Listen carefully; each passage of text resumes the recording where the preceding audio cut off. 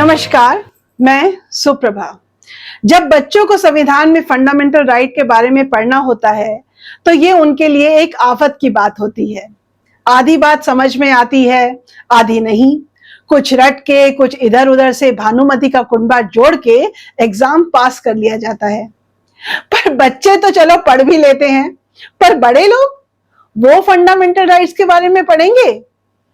ये सोचकर भी अजीब लगता है, खास तौर से महिलाएं और वो भी गृहिणियां। शायद आप मेरी बात सुनकर थोड़े हैरान ही हो रहे होंगे, पर हैरानी की बात तो है।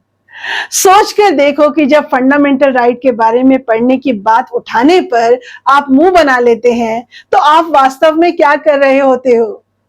आप दरअसल ये कह रहे होते हो कि एक इंसान के तौर पर मेरे संविधान ने मुझे जो भी अधिकार दिए हैं, मुझे उनमें कोई रुचि नहीं, कोई इंटरेस्ट नहीं।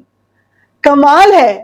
अब या तो आप कोई साधु संत हो या फिर आपसे ज्यादा कोई मासूम नहीं। आपसे कोई दुकानदार 10 रुपए ज्यादा ले ले तो आप आसमान सर पर उठा लोगे। ट्रेन आधा घंटा लेट हो जाए तो फड़फड़ाता हुआ ट्वीट कर दोगे। इंटरनेट 2 घंटे के लिए बंद हो जाए तो सांसें हलक में सूख जाती हैं। चुनाव में एक पार्टी जीते दूसरी हारे तो ऑफिस से लेकर चाय की दुकान तक घंटे घंटे तक पॉलिटिकल डिस्कशन कर लेंगे लोग।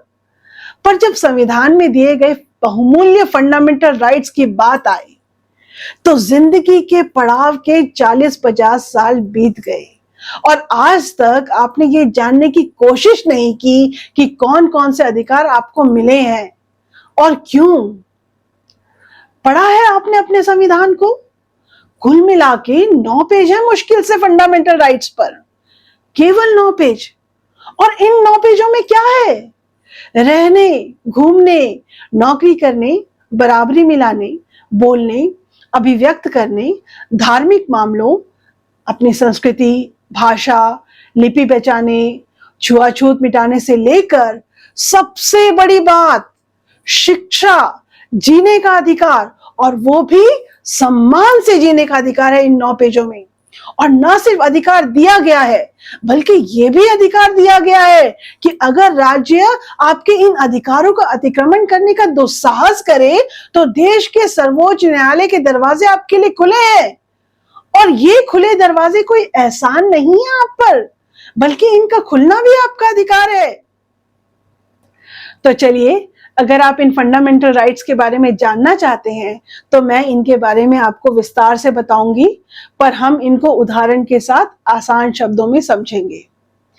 बाबा साहब अंबेडकर ने कहा था, पानी की एक बूंद समुद्र में मिलकर अपनी पहचान खो देती है, पर मनुष्य जिस समाज में रहता है वहां वह अपना अस्तित्व नहीं खोता। मनुष्य का जीवन स्वतंत्र है। उसका जन्म सिर्फ समाज के विकास के लिए नहीं बल्कि अपने स्वयं के विकास के लिए भी हुआ है। बस मनुष्य का, आपका, मेरा ये अस्तित्व ही तो वो कारण है जिसके लिए फंडामेंटल राइट्स हमें दिए गए हैं। एक नागरिक के रूप में देश और समाज के लिए तो हमारी जिम्मेदारियां हैं ही, पर यदि हम ये जिम्मेदारियां निभा रहे हैं तो ये देश और ये समाज हमें कुछ अधिकार भी देता है। और हमारा संविधान उन अधिकारों को स्पष्ट रूप से न सिर्फ लिख देता है बल्कि इस बात की व्यवस्था भी कर देता है कि अगर उन अधिकारों का अतिक्रमण हो, उन पर आंच आए तो उनकी रक्षा कैसे होगी। तो जैसा कि हम जानते हैं, हमारे संविधान में 22 भाग यानी पार्ट हैं। फंडामेंटल राइट संविधान के भाग 3 यानी पार्ट 3 में लिखे गए हैं। संविधान के हर पार्ट में कुछ आर्टिकल्स यानी अनुच्छेद होते हैं। इस पार्ट 3 के अंदर अनुच्छेद 12 से लेकर अनुच्छेद 35 तक आर्टिकल्स हैं।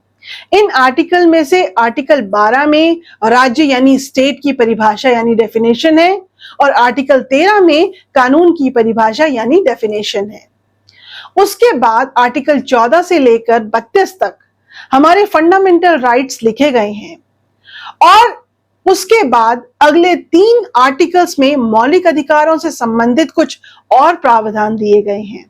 तो इन सारे फंडामेंटल राइट्स को संविधान कुल मिलाकर 7 ग्रुप्स में क्लासिफाई यानी वर्गीकृत कर देता है। ये 7 ग्रुप हैं: पहला, समानता का अधिकार, यह हमें अनुच्छेद 14 से लेकर 18 तक मिलेगा। दूसरा, स्वतंत्रता का अधिकार, यह हमें अनुच्छेद 19 से लेकर 22 तक मिलेगा। तीसरा, शोषण के विरुद्ध अधिकार, यह हमें अनुच्छेद 23 से लेकर 24 तक मिलेगा। चौथा, धर्म की स्वतंत्रता का अधिकार, अनुच्छेद 25 से 28 तक। पांचवा, सांस्कृतिक और शैक्षिक अधिकार, अनुच्छेद 29 से 30। छठा, संवैधानिक उपचारों का अधिकार, अनुच्छेद 32।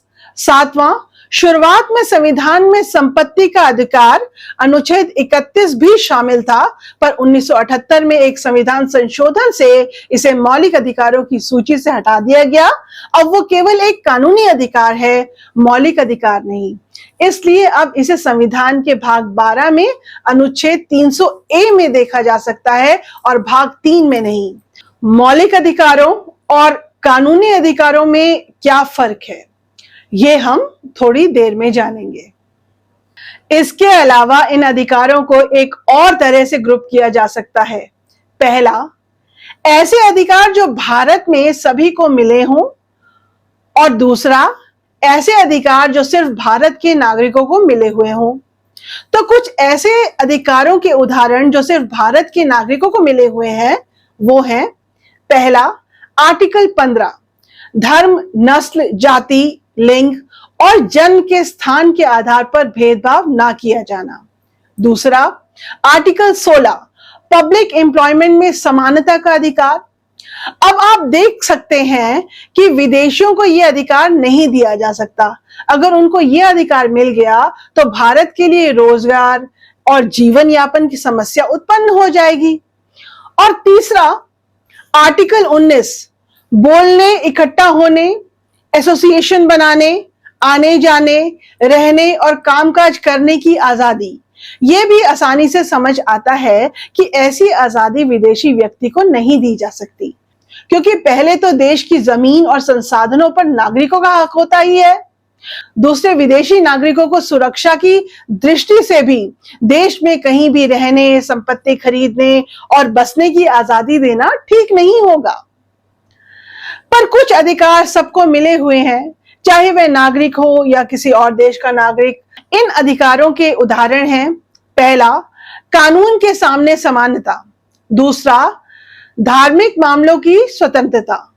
तीसरा, जीवन और व्यक्तिगत आजादी की स्वतंत्रता आदि। आप समझ सकते हैं कि इनमें नागरिकों और गैर नागरिकों के बीच इसलिए भेदभाव नहीं है क्योंकि इसमें देश के संसाधनों का प्रश्न नहीं है, बल्कि एक मानव के रूप में आपके अधिकारों की बात है। उदाहरण के लिए, जीने का अधिकार तो दोनों को बराबर होना चाहिए, चाहे वो नागरिक हो या विदेशी। तो चलिए हम इन सब फंडामेंटल राइट्स को आसान शब्दों में समझेंगे, पर उससे पहले 4 महत्वपूर्ण बातें जान लें। पहली बात, संविधान हमें बहुत से अधिकार देता है, फिर ये फंडामेंटल राइट जो पार्ट 3 में अलग से लिख दिए गए हैं, उनमें और बाकी अधिकारों में क्या अंतर है। दूसरी बात, यदि हमारे फंडामेंटल राइट का उल्लंघन होता है तो हम क्या कर सकते हैं। तीसरी बात, क्या भारत की संसद किसी फंडामेंटल राइट के विरुद्ध कानून बना सकती है। चौथी बात, क्या भारत की संसद किसी फंडामेंटल राइट में संशोधन कर सकती है। पांचवी बात, क्या फंडामेंटल राइट की कोई सीमाएं हैं या ये असीमित है। छठी बात, क्या फंडामेंटल राइट को किसी स्थिति में सस्पेंड या निलंबित किया जा सकता है। तो पहले प्रश्न से शुरू करते हैं।